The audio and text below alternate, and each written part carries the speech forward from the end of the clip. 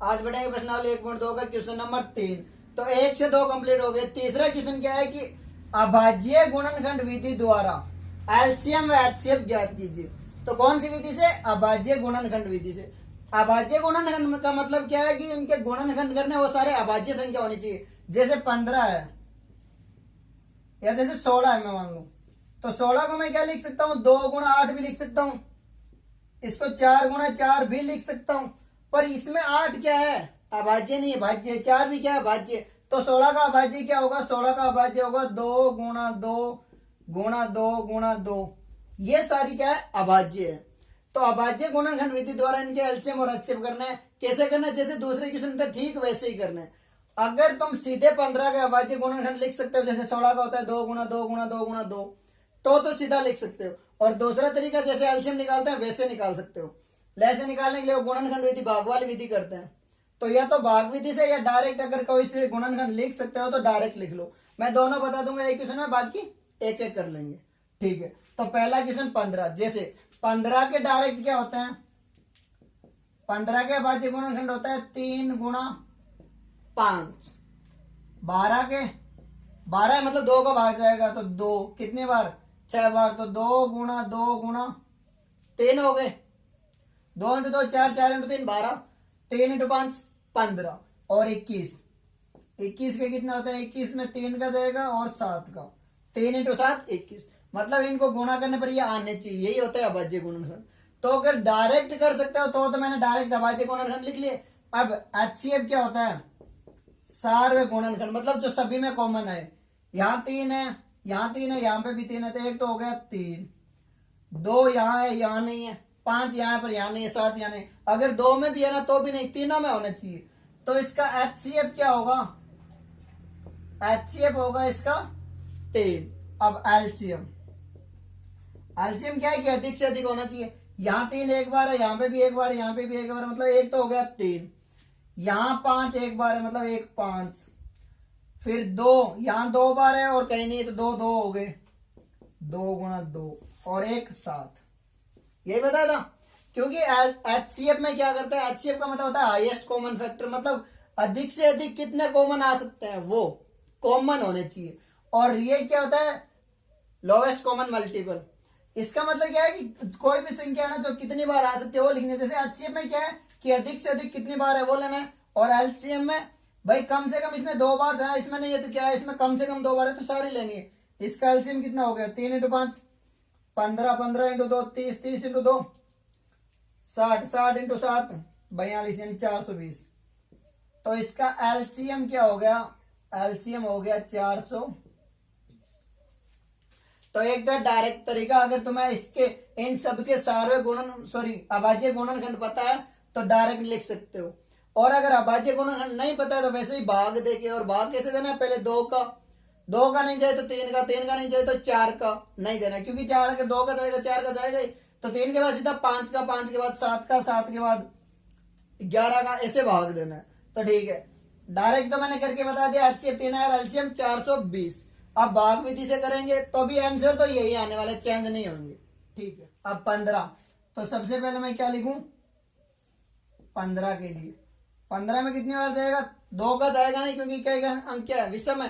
तो 3 का कितने बार? 5 का, 5 का 1 बार। तो 15 के गुणनखंड क्या हो गए? 15 को हो गए 3 गुणा 5। अब 12 का, 12 में 2 का भाग कितने बार? 6 बार। फिर 2 का कितने बार? 3 बार। फिर 3 का कितने बार? 1 बार। तो 12 के लिए क्या हो गए? 2 गुणा 2 गुणा 3। अब 21 का, 21 में 2 का तो जाएगा नहीं, 2 के बाद 3 का, क्योंकि पहले छोटी से शुरू करना है। तो 3 का, 3 का कितने बार जा रहा है? 7 बार। फिर 7 का कितने बार? 1 बार। तो 21 के कितने हो गए? 21 के गुणनखंड हो गए 3 गुणा 7। ये क्या है? ये इन सब के अभाज्य गुणनखंड है। क्या है? अभाज्य गुणनखंड। और यही बताया अभाज्य गुणनखंड विधि से। ठीक है। अब एचसीएफ, एचसीएफ मैंने क्या बताया था? जो सब में कॉमन आए। एचसीएफ यही होता है सार्व गुणनखंड। एचसीएफ को और क्या बोलते हैं? सार्व गुणनखंड। अब HCF देखता हूं यहाँ पे क्या आ रहा है। यहाँ पे सब में, यहाँ पे 3 है, यहाँ पे भी 3 है और यहाँ पे भी 3 है, मतलब 3 एक ही कॉमन आ रहा है। 5 यहाँ पे पर इन दोनों में नहीं है, 2 यहाँ इन दोनों में नहीं, 7 यहाँ पर इन दोनों में नहीं है। तो HCF क्या हुआ 3। मैंने डायरेक्ट किया था उसमें भी क्या आया था 3। और एलसीएम क्या है यहाँ पे, एक 3 है, एक 5 है, 2 2 है, ये रे 2। उसके बाद 3 ऊपर आ गया, 3 यहाँ पे भी एक है। अगर 3 2 होते ना कहीं पे तो मैं एक और लेता और एक साथ, और इन सबको जब गुना की तो कितना है 420। तो ये अब अगर संख्या छोटी हो तो डायरेक्ट करेंगे और बड़ी संख्या तो मैं ऐसे कर लूंगा। ठीक है। अब दूसरे में क्या है, दूसरे में ये सारी अभाज्य संख्या है। 17 अभाज्य है, 23 भी अभाज्य और 29 भी अभाज्य। मतलब अगर अभाज्य संख्या ना तो अभाज्य संख्याओं का गुणनखंड क्या होता है, एक और वो खुद।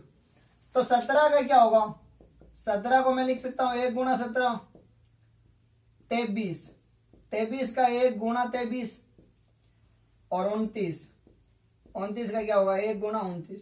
क्योंकि एक तो किसी में इनमें भी चाहो तो 1 लिख दो, गुणा में 1, इसमें भी मैंने 1 लिख दिया, तो यहाँ पे क्या होगा गुणा 1 तो भी 3 होगा, और अगर यहाँ पे भी 1 से गुणा कर तो कोई फर्क नहीं पड़ने वाला। तो एक तो सभी का गुणनखंड होता ही है। ठीक है। अब क्योंकि एक ना अभाज्य संख्या ना अभाज्य संख्या, इसलिए एक को लिखते नहीं है, बाकी एक सब में होता है। अब इनका HCF क्या होगा, सारे गुणनखंड, इनमें कुछ भी नहीं। अगर गुणन जैसे गुणनखंड निकालो मैं 17, तो 17 में 17 का भाग जाएगा एक बार, तो 17 का मैं क्या लिखूंगा 17 ही लिखूंगा। 23 का 23 और 29 का 29। अब कुछ भी कॉमन नहीं आ रहा तो एक तो आ रहा है सब में कॉमन, तो HCF क्या होगा 1। ये बात ध्यान रखना, अगर कोई भी संख्या उसमें कुछ भी कॉमन नहीं आ रहा है ना तो एक तो होगा ही होगा। तो इसका HCF कितना हो गया, HCF हो गया 1। अब एलसीएम की बारी। एलसीएम कितना होगा, एलसीएम के लिए क्या करते हैं, गुणा ही करते हैं ना। मैं यहां निकाल लेता हूं एलसीएम है 17 गुणा 23 गुणा 29, यही है। तो पहले 17 को 23 से गुणा कर लेता हूं, फिर इसको कर लूंगा इससे। 17 इंटू 3 51 असल 5, 17 इंटू 2 34, 34 और 5 39। तो 391 को गुणा किसे करनी है 29। अब या तो 29 का पाड़ा बोल लो, या फिर दूसरा तरीका क्या है कि 29 को मैं 30 माइनस 1 भी तो लिख सकता हूं। अगर किसी को 29 का पाड़ा नहीं आता है तो 29 को 30 माइनस 1 लिख सकता हूं। ठीक है। जैसे अगर मैं इसको कर दूं 391 गुणा 30 माइनस 1 लिख सकता हूं, क्योंकि अब 3 से और 1 से गुणा करनी पड़ेगी ना, तो 29 से तो आसान हो गई। अब क्या करूंगा, एक बार इससे गुणा करूंगा और एक बार इससे करूंगा। इसको 30 से गुणा करता हूं मैं। जब मैं इसको 30 से गुणा करूंगा 0 का 0, 3 को एक बार 3, 3 इंटू 9 27 असल 2, 3 इंटू 3 9, 9 और 2 11 माइनस, इसको जब 1 से गुणा करूंगा क्या आएगा 391। तो एलसीएम क्या आ गया मेरा, एलसीएम आ गया 11730 माइनस 391। अब इसको घटा लेता हूं, 0 में से 1 जाएगा नहीं, तो असली 10 में से 1 गया 9। अब ये क्या बचा 2 ही, क्योंकि एक उधर असल देती 2, तो 2 में से 9 नहीं जा रहे, एक असली 12, 12 में से 9 गए 3, यहां पे क्या बचा 6, 6 में से 3 गए 3 और 11। तो इसका एलसीएम क्या आ गया 11339। अब अगर ऐसे गुणा नहीं कर सकते तो डायरेक्ट गुणा कर लेता हूं मैं। 29 का बड़ा एक बार कितने में 29 असल 2, 29 का बड़ा 9 बार, तो 29 इंटू 9 कितने होते हैं 290, 290 में से 30 यानी 261, 261 और 2 63, तो असल 26। ठीक है। 29 का बड़ा 3 बार, 29 इंटू 3 कितने होते हैं 29 इंटू 3 87। ठीक है, 87 और 26, तो यहां 87 जोड़ लो 26 में, 7 और 6 13 असल 1 8 और 2 10, 10 और 11, तो कितने में 100। चाहो तो डायरेक्ट गुणा कर लेना या फिर ऐसे कर लेना, क्योंकि ऐसे करोगे गुणा आसान हो जाएगी। बस ये ध्यान रखना, कोई भी संख्या अगर 0 के पास में तो उसको 0 बना लो। तो इसका एलसीएम हो गया 11339। अब उसका एलसीएम क्या है 8 है, तो 8 के डायरेक्ट पता है मुझे, मैं डायरेक्ट लिख लूं 2 गुणा 2 गुणा 2, और अगर डायरेक्ट नहीं हो सकता है तो वैसे भाग दे के निकाल सकते हो, पिछले वाले में किया। फिर 9 का, 9 के कितने होता है अभाज्य गुणनखंड? 9 के होते हैं 3 गुणा 3, क्योंकि चेक कर रहा हूं ना, 2 इंटू 2 4, 4 इंटू 2 8, 3 इंटू 3 9। फिर क्या है 25, 25 का क्या होता है 5 गुणा 5, यही होता है। अब इसमें देखो 2 3 5 कोई भी कॉमन नहीं है। अगर कुछ भी कॉमन नहीं है तो HCF क्या होता है? HCF हमेशा 1 होता है। क्यों होता है? क्योंकि इसको 1 से तो गुणा कर सकता हूं मैं, यहां पे भी 1 और यहां पे भी 1 तो लगा सकता हूं। तो इसका HCF कितना हो गया 1, यानी इसका भी HCF कितना है मेरा 1। बस ये ध्यान रखना कि यहां कुछ भी कॉमन नहीं आ रहा है तो कुछ भी नहीं होगा, ऐसा नहीं होगा, 1 तो होता ही होता है HCF। अब एलसीएम, एलसीएम क्या होगा? जो संख्या है वो सारी लिख दो। यहां 2 कितने बार है? 3 बार, तो 2 गुणा 2 गुणा 2, फिर 3 2 बार तो 3 गुणा 3, फिर 5 2 बार तो 5 गुणा 5, ठीक है। 2 इंटू 2 4, 4 इंटू 2 8, ठीक 8। अब ये कितना हो रहा है 5 इंटू 5 25, 25 इंटू 8, 25 इंटू 8 200, तो ये हो गए 200 गुणा 3 इंटू 3 9। क्योंकि हमेशा पीछे जीरो वाली संख्या है ना तो गुणा आसान हो जाएगी ना। अगर सीधा करूंगा 2 इंटू 2 8, 8 इंटू 9 72, 72 को 25 से गुणा करनी पड़ती। इससे अच्छा है 9 को 2, 9 इंटू 2 कितने होते हैं 18, तो 1800। इसका एलसीएम कितना है? एलसीएम आ गया 1800। गुणा तो कैसे करो, उत्तर तो वैसे ही आने वाला है, क्योंकि 8 इंटू 3 24, 24 इंटू 3 72, तो 72 को करनी है गुणा कितने से 25 से। 25 इंटू 2 50 असल 5, 25 इंटू 5 25 इंटू 5 175, 75 और 5 180, तो ये भी कितने हुए 1800। ठीक है, तो तीसरा क्वेश्चन क्या था? अभाज्य गुणनखंड विधि द्वारा एलसीएम और एचसीएफ निकालना था। वैसे ही करना था जैसे दूसरे क्वेश्चन में किया है। हाँ, अगर इसमें तुम्हें डायरेक्ट पता है ना तो सीधे लिख सकते हो, और नहीं पता है तो वही 8 के लिए 2 का भाग 2 बार 4, फिर 2 बार 2, फिर 2 बार 1, तो ऐसे भाग दे लेना, क्योंकि छोटी संख्या का पता होना चाहिए, और नहीं हो रहा तो ये तरीका है ही। इसी प्रकार 9 का भी क्या होगा 3 का भाग 3 बार, 3 का भाग 1 बार। ठीक है, फिर जो एचसीएफ क्या होता है? सार्वय गुणनखंड। सार्वय मतलब जो कॉमन आ रहा है, या उभयनिष्ठ गुणनखंड भी बोलते हैं उसको, उभयनिष्ठ या सार्वय गुणनखंड या कॉमन, जो सब में कॉमन आ रहा है। इसमें कुछ भी कॉमन नहीं आ रहा तो मैंने इसमें क्या लिख लिया, सब में 1, क्योंकि इन सबको 1 से गुणा करने से कोई फर्क नहीं पड़ रहा। तो इसका एचसीएफ क्या है 1, और एलसीएम इन सबको गुणा कर ले, इन दोनों में सेम है। एचसीएफ 1 का है और इसका एचसीएफ 3, इसका एलसीएम 420, इसका 11 339 और इसका 1800। बस यही है तीसरे का उत्तर। Question number 4। चौथा क्वेश्चन क्या है कि एचसीएफ इन दो संख्याओं का, ब्रैकेट का मतलब क्या है इन दोनों का एचसीएफ, यानी एचसीएफ 306 और 657 का 9 दिया हुआ है, ये क्वेश्चन में दिया हुआ है, तो एलसीएम ज्ञात करना है। तो अब 2 तरीके हैं तुम्हारे पास। पहला तरीका कि वैसे जैसे पिछले वाले क्वेश्चन में क्या, इनका अलग अलग अभाज्य गुणनखंड लिखो, फिर उनको गुणा करो, फिर उनका एलसीएम निकालो, इसमें बहुत ज्यादा टाइम लगेगा। और दूसरा तरीका क्या है, जो अपन ने पिछले क्वेश्चन में पढ़ाई था पहले में, या फिर बेसिक क्या बताया था मैंने, बेसिक बताया था तुम्हें कि दो संख्याओं का गुणनफल, दो संख्याओं का गुणनफल, जो पहले भी एक क्वेश्चन में पढ़ चुके हैं, उसमें वो चेक करना था कि चेक सिद्ध कीजिए कि दो संख्याओं का गुणनफल बराबर एलसीएम गुणा एचसीएफ होता है। पहले क्वेश्चन में पढ़ा था ना कि दो संख्याओं का गुणनफल बराबर एलसीएम गुणा एचसीएफ। सत्यापित कीजिए, सिद्ध कीजिए, यही है। तो या तो तुम ऐसे निकाल सकते हो, या अगर ये भूल जाओ कि दो संख्याओं का गुणनफल क्या होता है, तब कौन सा तरीका, वही पुराना तरीका कि इन दोनों का अभाज्य गुणनखंड करना है और फिर उनका एलसीएम निकालना है। उत्तर वैसे भी सही आएगा, पर ऐसे करोगे तो उत्तर जल्दी आएगा और एग्जाम में टाइम बचाना ही है। तो ठीक है, दो संख्याओं का गुणनफल, दो संख्या कौन सी है 306, यानी 306 गुणा 657 बराबर एलसीएम गुणा 9। ठीक, अब ये इसके गुणा में बराबर के इस साइड जाते हैं या उधर से इस साइड आते हैं, तो हमेशा प्लस का माइनस, माइनस का प्लस, गुणा का भाग और भाग का गुणा होता है। तो ये अगर गुणा है तो इधर भाग में आ जाएगी, यानी 306 गुणा 657 बट्टा 9।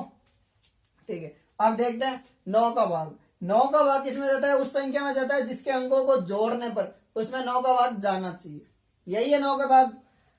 3 और 6 9, इसमें भी जा रहा है, और इसमें 6 और 5 11 और 7 18, इसमें भी जा रहा है। ठीक है, मैं इसमें दे लेता हूं 9 का भाग। 9 का भाग कितने बार? 7 बार। 9 इंटू 7 63, पीछे बचे 2। ठीक है, 27। 9 इंटू 3 27, क्योंकि चाहे इसमें तो इसमें दोनों में 9 का भाग जा रहा है। हाँ, अब क्या करनी है? 306 को 73 से गुणा करना है। अब या तो सीधा 73 से गुणा कर लो, या फिर क्या करूं कि 170 प्लस 3 लिख दूं। मैं सीधा ही गुणा कर रहा हूं। 73 का बार 6 बार, यानी 73 को 6 से गुणा। 73 गुणा 6, 6 इंटू 3 18, असल 1, 6 इंटू 7 42 और 1 43, कितने में? 438।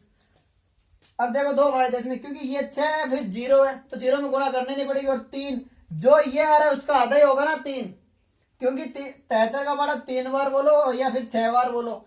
6 बार बोलोगे उससे डबल ही तो होगा। ठीक है, मैंने 3 बार गुणा की, कितने है? 8, असल 43। 73 को 0 से जोड़ो, 0 0 और 43 43, तो 3, असल कितने लगी? 4। अब 73 का बड़ा 3 बार, 3 बार मतलब इसका आधा, यानी 400 का आधा 200 और 19, यही होगा। चाहो तो चेक कर लो। 73 गुणा 3 कितना होगा? 3 इंटू 3 9, 7 इंटू 3 21, 219। 219 और 4 असल वाला कितना हुआ? 19 और 4 23, यानी 223। तो इसका एलसीएम कितना आ रहा है? इसका एलसीएम आ रहा है 22 33 38, या 22,338।